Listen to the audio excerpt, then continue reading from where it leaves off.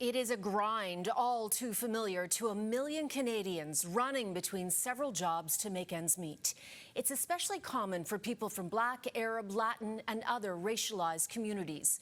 Our colleagues at Omni News are following one woman's hustle and the toll it's taking on her health and family.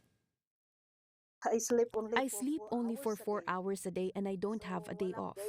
This is the story of Carmen, a Filipina living in Canada for 17 years, but works at not just one, not two, but 3 jobs in all, working 20 hours a day, 7 days a week.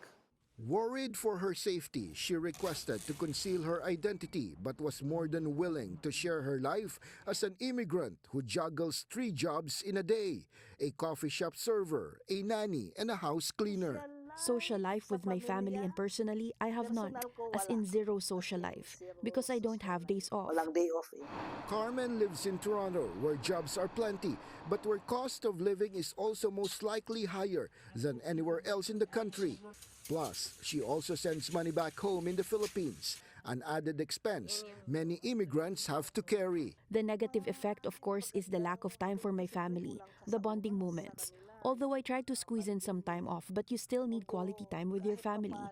There are times when I feel tired and want to give up. But then how can I help my mother and sister in the Philippines if I stop? My mother is already 80 years old, and I have a sister with disability. I send them both some money every week. Pinapadalhan ko every week. Ontario social worker Lisel Sebiel said quality of life is lost for many immigrants, with some even forced to sleep and change clothes in their cars so they can hustle from one job to another. She said extremely long hours of work sometimes result into broken families, where marital relationships and children's mental health are deeply affected. Some of them end up in, bad company of friends, so they end up in addiction.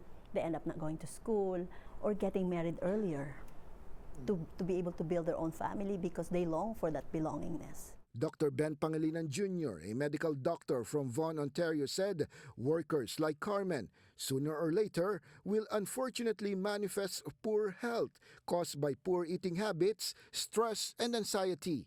When the diabetes are not controlled and it's at the latter end of the disease process, then it could cause problems with the heart, causing heart attacks, or it could cause strokes, or it could also cause kidney failure that would require them to undergo dialysis. So they do become fatal if not controlled.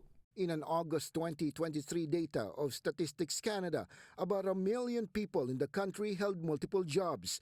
Among racialized Canadians, multiple job holders were notably high among Black, Arab, Latin American, and Filipino workers. High blood? My blood pressure is borderline high. It's not good because sometimes I lack sleep and my body is so tired. But my iron levels are low. Last time, my hemoglobin system were in red levels, really low, which isn't good. Hindi maganda. Watch more of Carmen's story and how she and others like her can overcome such hardships in Omni Television's special report titled Hustle Queen. Premieres May 1st at 8:30 in the evening on Omni TV. Ron Gagalak, Omni News Toronto.